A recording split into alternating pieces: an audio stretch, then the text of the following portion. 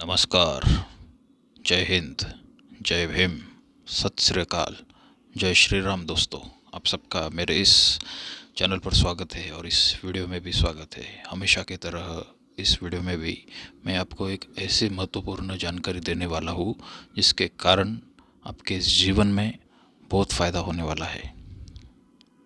और अभी जो दुनिया में जो चल रहा है, सब जगह पर निगेटिविटी का जो माहौल है, ओके, सब जगह पे एक तरह का रिसेंटमेंट है, असंतोष है, उसकी तोड़ मैं अब बताने वाला हूँ मेरे इस वीडियो में। ओके, पहले डिस्क्लेमर देना चाहता हूँ कि मैं कोई ऐसा व्यक्ति नहीं हूँ कि जिसे कोई सिद्धि प्राप्त हो। ओके, और मेरी वैसी इच्छा भी नहीं है, ना मुझे कोई सिद्धि प्राप्त है। ओके, ना मैं कोई प्रोफेट हूँ, ना मैं कोई भविष्यवक्ता हूँ, ना मैं कोई अवतार हूँ, ना कोई मैं सिद्ध हूँ। मैं एक आम आदमी हूँ। जैसे आप आम आदमी है ना, वैसे मैं एक आम आदमी हूँ और मैं सोचता हूँ। ओके, और सोचने की मेरी एक शैली है खास। ओके, अनेक अनेक एंगल से मैं सोचता हूँ और उसी से मैं कंक्लूजन निकालता हूँ कि इसके ऊपर क्या उपाय करने चाहिए। तो मैं आप सबको ये बताने वाला था कि दुनिया में ये जो आजकल चलन चल रहा है, देखो कि नॉस्ट्राडेमस ने ये कहा था, ओके, ये बाबा वंगा ने वो कहा था, बाबा वंगा ने ये कहा था, बाबा वंगा ने वो कहा था। ओके, फिर पंचसखा है हमारे उड़ीसा के, कोई अच्युतानंद या अच्युतानंद कोई है, तो उन्होंने ऐसी भविष्यवाणी की थी, वैसी भविष्यवाणी की थी, तो वैसा ही होगा। तो इसके ऊपर हम क्या कर सकते हैं, मेरा क्या कहना है। तो मेरा कहना ठीक से समझ लीजिए। अगर आप इसको ठीक से समझेंगे तो एक सुवर्ण युग की निर्मित हम कर सकते हैं। आप और हम सब मिलकर वो कर सकते हैं। ओके, मैं एक आम आदमी हूँ। तो पहली बात, ये जो भविष्यवाणियाँ होती है, नॉस्ट्राडेमस, बाबा वंगा, ओके, या फिर अच्युतानंद या फिर पंचसखा, तो ये भविष्यवाणी ऐसा नहीं कि ये कोई विधि लिखित हो। ये भविष्यवाणी ऐसा नहीं होती कि ये विधि लिखित हो, उसमें बदलाव कर सकते हैं हम। अगर सब लोगों ने ठान लिया कि देखो ये ऐसा एक नेगेटिव घटना है, ऐसे नेगेटिव चीज़ है, ये होने वाली है, ओके, और इसको हमें रोकना है, it is likely to occur in between this period, और इसे हमें रोकना है, ऐसा अगर सबने ठान लिया तो वो भविष्यवाणी बदल सकते हैं। ओके, क्योंकि कोई भी भविष्यवाणी ये भविष्यवाणी होती ही नहीं। हर भविष्यवाणी एक प्रोबेबिलिटी होती है। प्रोबेबिलिटी, प्रोबेबिलिटी क्या है, एक मैथमेटिक्स में हम सीखते हैं 8वीं 9वीं 10वीं में प्रोबेबिलिटी का पार्ट होता है, तो उसमें आप पढ़ सकते हैं ये सब चीज़ें। शैतान इंटरप्ट करने की बहुत कोशिश कर रहा है मेरे वीडियो आजकल।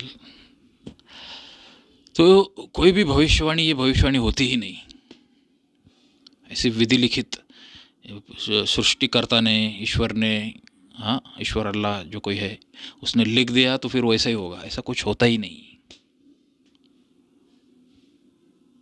ये जितनी भी भविष्यवाणी है और जितने भी भविष्यवक्ता है और बड़े से बड़े भविष्यवक्ता, तो एक्चुअली वो प्रोबेबिलिटी की बात कर रहे हैं। अब प्रोबेबिलिटी क्या है आपको अगर नहीं मालूम होगा तो आप करिए, गूगल महाराज की शरण में जाइए, गूगल अवतार की शरण में जाइए और करिए, देखिए प्रोबेबिलिटी क्या होता है। और भारत में हम सिलेबस में देखते कि 8वीं 9वीं 10वीं में वो सीखने को मिलता है हमें सबको। लगता है कोई शैतान बार बार इंटरप्ट कर रहा है, इंटरप्शन आ रहे हैं, हाँ, उनकी बैटरी डाउन हो रही है, फ़ोन आ रहे हैं, उसको शैतानी ताकतों को लगता है कि ये वीडियो में रिकॉर्ड ही ना करूँ, ये दुनिया को बताऊँ ही ना, लेकिन फिर भी मैं बताऊँगा। तो मैं आपको ये कहना चाहता हूँ कि प्रोफेसीज और जो प्रेडिक्शन होते हैं वो कोई ऐसा विधि लिखित नहीं होता कि वैसा होगा ही 100%। वो प्रोबेबिलिटी होती है, और प्रोबेबिलिटी आपको मालूम है 0 से लेके 100% तक कितनी भी हो सकती है। ओके, एक से कम ही होती है प्रोबेबिलिटी, 0 से लेकर 1 तक, 1 यानी 100%। ओके, पॉइंट में भी बताते हैं। तो प्रोबेबिलिटी आप सीखिए क्या होता है, एक बार सीख लीजिए। तो ये भविष्यवाणी सब प्रोबेबिलिटी होती है, और उनकी प्रोबेबिलिटी ऐसे 1% से लेके पर 80% तक हो सकती है, लेकिन 100% प्रोबेबिलिटी कोई भविष्यवाणी होती ही नहीं होती है। 100% से कम ही प्रोबेबिलिटी होती है, और ऐसा कोई माइकल पैदा हुआ नहीं भविष्यवक्ता पूरी दुनिया में कि जिसकी प्रोबेबिलिटी ऐसे 80-90 के आगे हो प्रोबेबिलिटी भविष्यवाणी में, ऐसा कोई पैदा ही नहीं हुआ। हाँ, ऐसा कोई पैदा नहीं हुआ। मैं पॉलिटिकल और जो इकोनॉमिकल और जियो पॉलिटिकल जो प्रोफेसी होती है उसके बारे में बता रहा हूँ कि ऐसा कोई माइकल पैदा नहीं हुआ कि जिसने जो भविष्यवाणी की जियो पॉलिटिकल नेचर की, जिसकी प्रोबेबिलिटी 90% के ऊपर हो। अब हम उदाहरण लेंगे नॉस्ट्राडेमस का। ओके, तो नॉस्ट्राडेमस ऐसे ज़माने में हुआ, पहली बात तो ये उसने जो लिखा वो सब ऑब्स्क्योर है, उसका कोई निश्चित अर्थ हम निकाल नहीं सकते। ओके, तो पहले ही वो कोड वर्ड में है। ओके, पहले ही वह मेटाफॉर में बताया उसने। ओके, फिर उसने साल का उल्लेख नहीं किया कि इस साल में ये होगा वो होगा। किसी थोड़ी थोड़ी भविष्यवाणी में उसने ग्रह स्थिति का उल्लेख किया कि विनस इस राशि में होगा, ये उस राशि में होगा, ये उस राशि में होगा, सैटर्न इस राशि में होगा। तो इससे जो फल ज्योतिष है वो टाइम लाइन निकालते कि हाँ इस टाइम फ्रेम में वो होगा। ओके, लेकिन फिर भी सभी भविष्यवाणी उसकी पूरी नहीं होती। ओके, तो इसके बारे में स्वयं नॉस्ट्राडेमस के थॉट्स आपको बताना चाहता हूँ कि नॉस्ट्राडेमस का एक पत्र उपलब्ध है और पब्लिक डोमेन में, किसी उसके माने हुए क्या बोल, किसी को उसने पत्र लिखा है, तो उस पत्र में उसने उल्लेख किया है नॉस्ट्राडेमस ने कि प्रोफेसीज आर फुलफिल्ड। ओके, और prophecies are don't get fulfilled where it has been foretold. Okay, मतलब जहाँ पे वो भविष्यवाणी होने वाली ऐसी मालूमात होती है लोगों को, वहाँ पे वो घटती ही नहीं, या फिर पार्शली घटती है, पूर्ण तरह से सत्य नहीं साबित होती। ये कौन कह रहा है? सबसे बड़ा प्रोफेट, दुनिया का सबसे बड़ा प्रोफेट, भविष्यवक्ता, इस अर्थ से बोल रहा हूँ मैं। वो खुद कह रहा है कि भविष्यवाणियाँ सच साबित नहीं होती जहाँ पे वो पहले ही मालूम होती कि होने वाली है। ओके, अगर वह मालूम ना हो कि ये ऐसा इधर होने वाला है तो फिर वो भविष्यवाणियाँ घट जाती, लेकिन अगर वह पहले से मालूम हो तो वह नहीं घटती। Okay, this is something is like quantum mechanics. Quantum mechanics में भी ऐसा एक प्रयोग होता है कि अब अगर ऑब्जर्वर उपलब्ध हो, ओके, ऑब्जर्वर उपलब्ध हो तो जो वेव होती है एज ए पार्टिकल बिहेव करती है। ओके, और अगर ऑब्जर्वर नहीं हो उस पार्टिकल को देखने को, वो अगर देख नहीं रहा हो तो वही पार्टिकल वेव में कन्वर्ट हो जाता है। इस ऑब्जर्वर के होने की वजह से होता है। तो यही चीज़ें होती है प्रोफेसी में कि जहाँ पे मालूम होता है कि ये होने वाला है, ऐसा पहले से मालूम होता है, तो वहाँ पे वह भविष्यवाणी घटित नहीं होती पूर्ण तरह से, और घटित हुई भी तो पार्शली तरीके से हो सकती। मतलब इसका मतलब ये है कि विधि लिखित ऐसा कुछ होता ही नहीं, बदला जा सकता है। ये खुद नॉस्ट्राडेमस कह रहा है। आएंगे हम प्रोफेट बाबा वंगा। तो प्रोफेट बाबा वंगा उस समय में हुई, वो ज़्यादा पुरानी नहीं, अभी 1995-1996 तक वो जिंदा थी।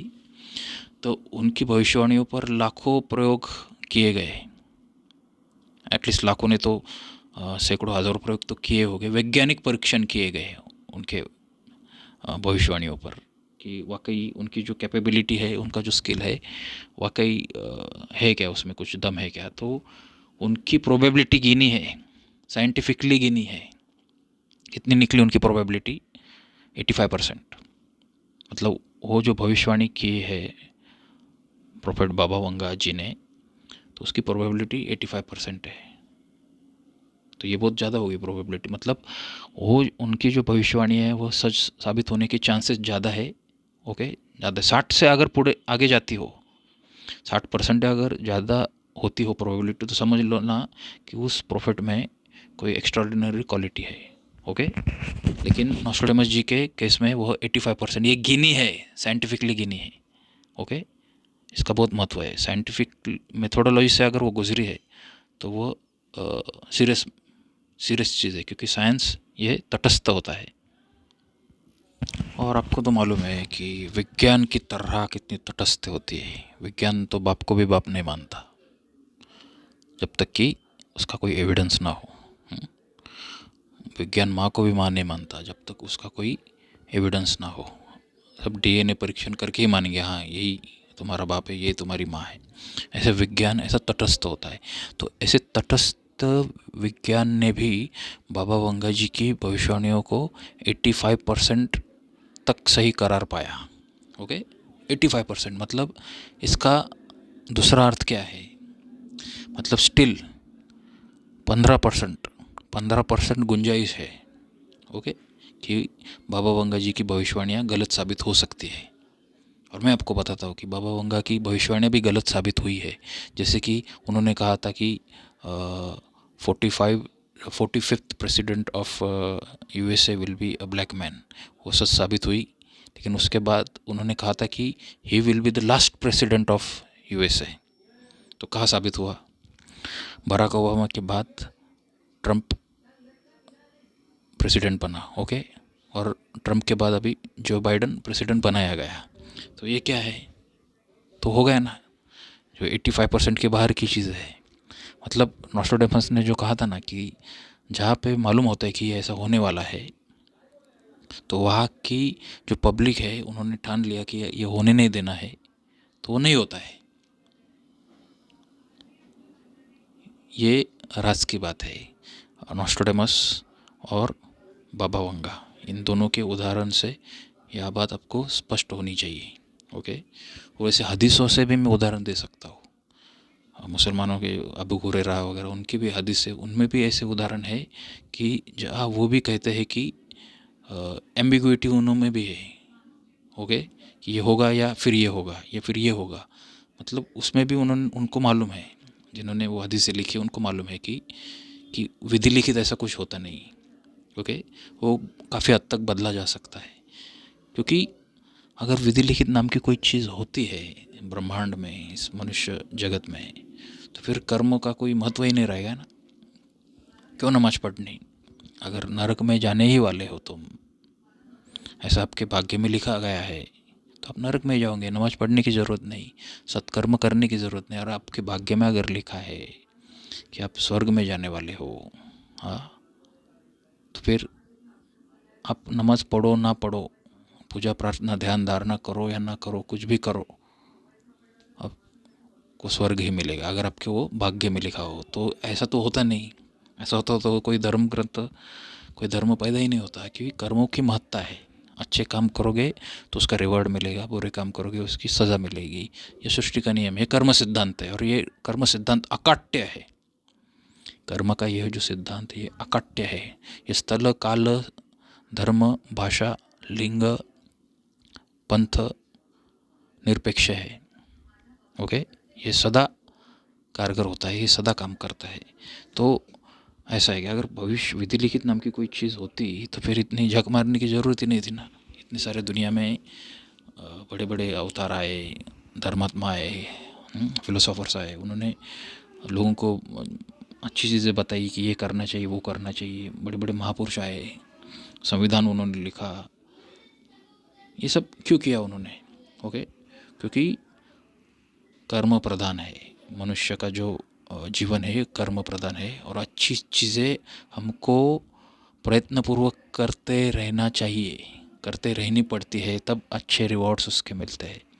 ये सृष्टि का नियम है। तो इसीलिए इस सृष्टि में विधि लिखित ऐसा कोई चीज़ नहीं कि ये 100% चीज़ होगी मतलब होगी, ऐसा कुछ नहीं है। एटलीस्ट उसको मैं अच्छी तरह से डिफ़ाइन करता हूँ कि अगर वह पॉलिटिकल, इकोनॉमिकल और जियो पॉलिटिकल नेचर की कोई चीज़ हो, तो वैसे वो कुछ विधि लिखित नहीं होता कि वो होगा। हाँ, वो बदला भी जा सकता है और ये मनुष्य के हाथ में है। ओके, बाइबल में और कुरान में, और हाँ, बाइबल कुरान का मैं बता सकता हूँ कि दोनों में क्या कहा है कि जो मनुष्य है, इंसान, वह खुदा का खलीफा है। खुदा ने ऐसी ताकत दी है मनुष्य के अंदर, ऐसी जिम्मेवारी दी है कि उसको खलीफा बनाया है, और उसका जो मकाम है वो फरिश्तों से भी ऊंचा रखा है। फरिश्ता यानी कौन? देवी देवता है। हायर ऑर्डर की जो देवी देवताएं होती है उनको फरिश्ते कहते हैं। तो उनसे भी ऊंचा है मनुष्य। इंसान में वो ताकत सबसे करे हुकूमत, अलिफ लैला लगता था देखो टीवी पे, तो उसमें एक लाइन बजती थी, बहुत याद आती। ना ना ना ना ना ना ना ना ना ना ना ना ना, इंसान में वो ताकत सब पे करे हुकूमत। तो इंसान में वो ताकत है, ओके। उसका मकाम फरिश्तों से भी बड़ा है, और खुदा के बाद कोई है तो वो इंसान ही है। After God who is man, okay. तो मनुष्य में वो ताकत है, वो पलट सकता है कोई भी चीज़ है। जो विधि लिखित जो है सृष्टि में जो घटने वाला है, वैसे विधि लिखित कुछ होता है नहीं, सब प्रोबेबिलिटीज़ होती है, ओके। प्रोबेबिलिटीज़ वो बदली जा सकती है। मैं आपको कहना चाह रहा था ये कि ये जो भविष्यवाणियाँ बताई गई है, नॉस्ट्रोडेमस, बाबा वंगा, अच्युतानंद, पंचसखा, या फिर हदीसों में कुछ भविष्यवाणी है, इससे डरना तो चाहिए, थोड़ा बहुत डरना चाहिए, लेकिन उसका हम पॉजिटिव इस्तेमाल कर सकते हैं, ओके। उसका पॉजिटिव इस्तेमाल कर सकते हैं। उसका पॉजिटिव इस्तेमाल कैसा करते हैं ये तो मैं सिखा रहा हूँ। अभी मेरे 3-4 वीडियो इसी विषय पर हुए हैं, ओके। एक्चुअली इसमें मैं आने नहीं वाला था, ये इस विषय पर मैं वीडियो बनाने ही नहीं वाला था, मेरी इच्छा भी नहीं थी। लेकिन बहुत सारे फ्रॉड आध्यात्मिक पुरुष गुरु बन के फिर रहे हैं, बहुत सारे फ्रॉड भविष्यवक्ता, फ्रॉड प्रोफेट्स बोलते ना जिसको, फॉल्स प्रोफेट्स, वैसे घूम फिर रहे हैं, और उनकी तरह से वो कचरा फैला रहा है पूरे यूट्यूब में, सोशल मीडिया में, वातावरण ख़राब कर रहे हैं, और उसके ख़राब वातावरण के रिजल्ट भी ख़राब आ रहे हैं। तो फिर मुझसे रहा नहीं गया, मैंने कहा कि चलो भाई अभी मुझे भी इसमें कूदना पड़ेगा, और मेरा जो कुछ योगदान हो, जो कुछ भी हो, मैं तो बताते जाऊंगा, लोगों को समझ में आएगा, क्योंकि समझने वाले भी लोग होंगे ही होंगे। मैं जो कुछ बातें बता रहा हूँ वो समझने वाले लोग अवश्य होंगे, और वो अवश्य समझेंगे। और यह जो मनुष्य की संस्कृति में ये जो सब जो नेगेटिविटी आई है और जो कुछ घटने वाला है, लाइकली प्रोबेबिलिटी, वो हम टाल सकते हैं, ओके। और इसके लिए आप मेरा चैनल सब्सक्राइब करिए और वीडियो देखते रहिए। और मेरा वीडियो ऐसा टाइम पास वीडियो नहीं है, ओके। अगर टाइम पास करना मैं चाहता तो मैं टाइम पास के लिए मेरे पास बहुत विषय है, टाइम पास के लिए मेरे पास बहुत विषय है। अगर व्यूज़ ही लेने हैं तो मेरे पास वैसे बहुत सारे विषय है, उस पर मैं टाइम पास करूँगा। लेकिन नहीं, मैंने ये जान लिया कि नहीं, अभी ये समय आ गया है कि लोगों को जगाने की ज़रूरत है। तो ये जगाना मैंने शुरू किया है। और दोस्तों, मुझे आप सबके सहयोग की ज़रूरत है। चैनल सब्सक्राइब करना है, वीडियो लाइक करना है, कमेंट करना है, प्रश्न पूछना है, और सबसे महत्वपूर्ण चीज़, इसमें जो संदेश दिया है उस पर अमल करना है। इसको सुन लिया, लाइक किया, शेयर किया, भूल गया, ऐसा नहीं, इसके ऊपर अमल करना है। और मैंने जो 2023 या प्रलय की शुरुआत, ये जो मेरा वीडियो है वो एक एक शब्द महत्वपूर्ण है इस वीडियो में। आप सुनते नहीं, मैंने देखा उसका एनालिसिस, तो लोग 3-4 मिनट तक सुनते हैं, ओके। एक्चुअली कोई भी वीडियो हो उतना ही सुनते हैं लोग। यूट्यूब पर एक वही ट्रेंड है कि 3-4 मिनट के आगे सुनते नहीं। लेकिन मेरा मटेरियल जो है, मेन जो संदेश होता है वो उसके बाद ही होता है। और मेरी जो चीज़ें जो बताता हूँ उसमें ऐसा नहीं कि मैं वीडियो ख़त्म होने के कुछ क्षण बाकी है तभी मैं एक आधी महत्वपूर्ण चीज़ बता देता हूँ। ऐसा भी हो सकता है मेरे से, क्योंकि मैं डिलिबरेटली नहीं करता हूँ, ये होता है ऑटोमेटिक, ओके।